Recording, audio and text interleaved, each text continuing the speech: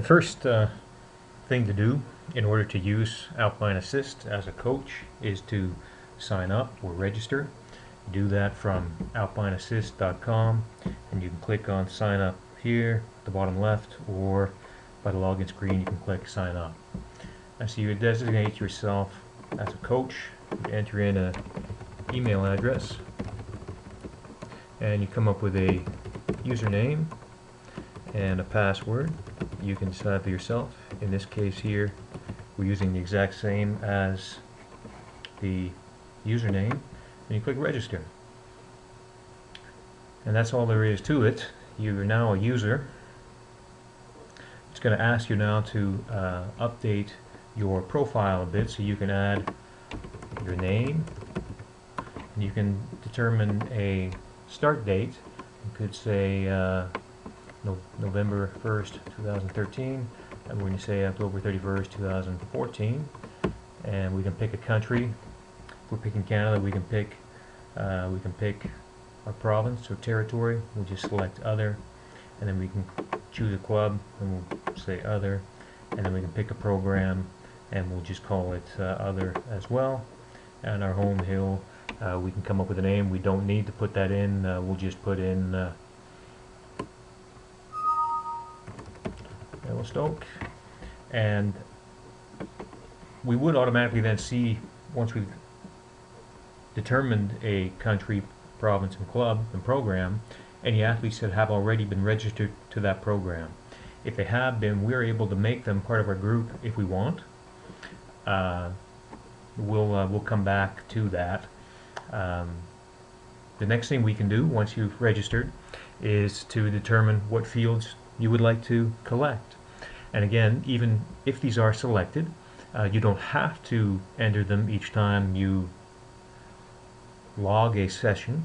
They're just simply extra items, so you can choose to have them displayed. That's basically what checking them off does. The default is for them to all be checked off, but for our purposes we'll uncheck the unused. We won't worry about tracking the temperature, the weather and snow conditions will leave, and we won't worry about assessing athlete effort. The session rating will leave, and we'll uncheck all of these because our assumption for this demonstration is that we won't be working with athletes. Once we've made our decisions here, we can just click update profile, and the changes will save, and we'll see that at the top of the screen here it's told us that things are saved. So now you're ready to use the full capacity of the system. We can go back to the dashboard to take a look. But really the next decision, once you've registered, is to determine if you want to register or sign up any athletes prior to creating any sessions. And whether you choose to use the system with your athletes or not, that's a separate choice.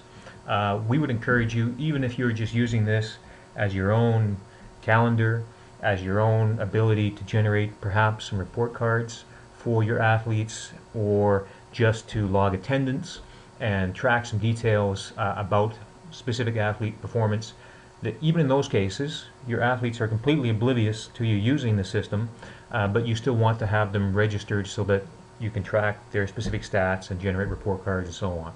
So let's assume that even your U14, your U12 groups and so on that may not be working with athletes, they'll still want their athletes set up. So you have two ways that you can register your athletes, and you would do both from the profile. So you would either click on register athlete, or you can register an athlete with the ACA number if you have it.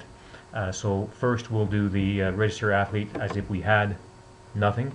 So again, we're going to the system will default to our email, the coach's email.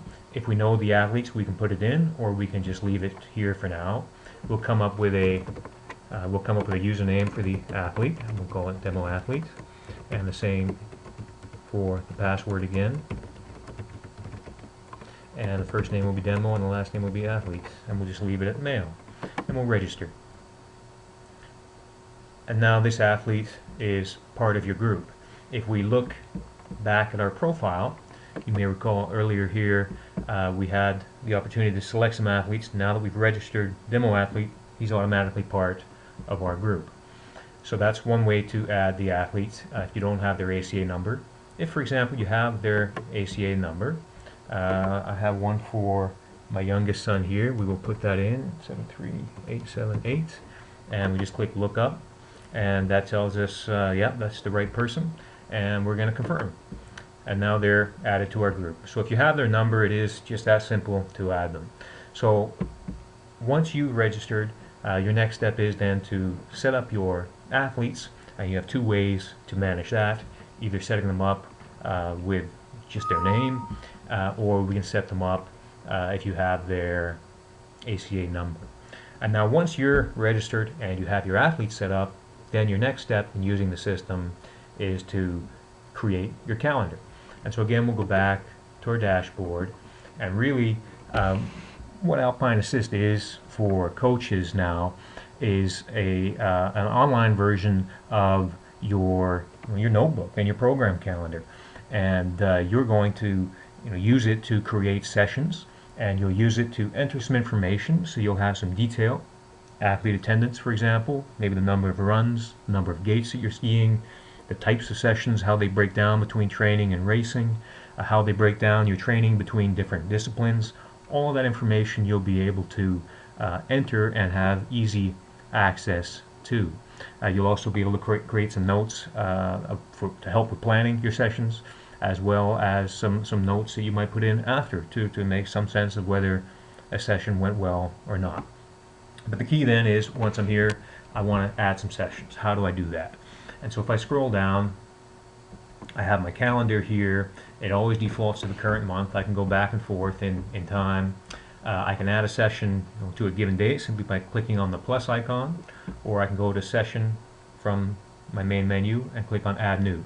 Either one of those are exactly the same. Or I can create a yearly training plan if I want to create a series of sessions. But I think in most coaches' experiences, and our recommendation would be to kind of set a time up once a week to do your sessions for the week. We don't need to do a calendar. Again, you're probably not presenting this to your athletes. If you are, maybe that's a different story, and we want to have your calendar fully populated. But if you're using this more for yourself, maybe once a week you're going to put in your sessions as you know them. If it become a bit more firm, and you would just come in and say, okay, on Sunday, I'm going to have an all-day session, and so we'll just wait here. I click the plus icon. We'll wait. It comes here. It picks up the date for the calendar, and this is from some weeks ago. We'll have all day. Training is the default. We can select any number of different training types. If it is a training, we can pick the discipline, and we'll say slalom, and the location will default to our home hill. We can say somewhere else, so we'll just override that.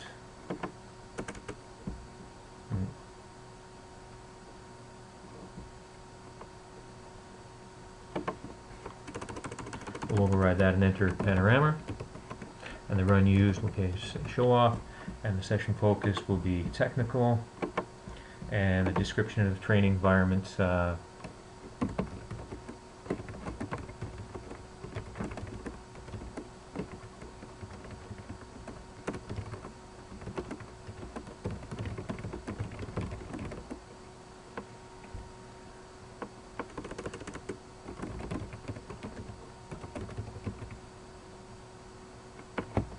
and we'll click save.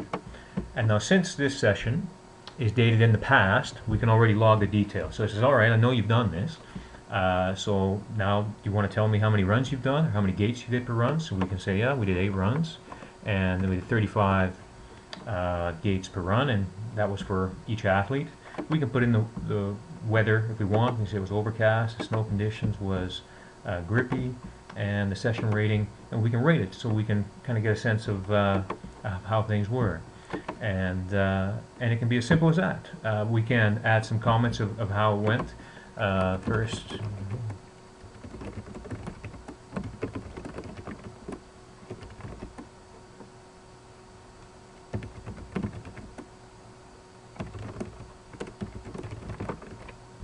and we can also then allocate our attendance if we want for our athletes, and then we can update the session. And what we've done here is we both created a session and logged it at the same time. Typically, it would be typically it would be two separate steps. So for example, I'm doing this video on the 26th. Let's set up a session for the 27th, and there again the date would show up. We're going to say it's for the afternoon, and it's going to be training, and we'll set it at slalom again, and it will be set at panorama, and the focus will be technical.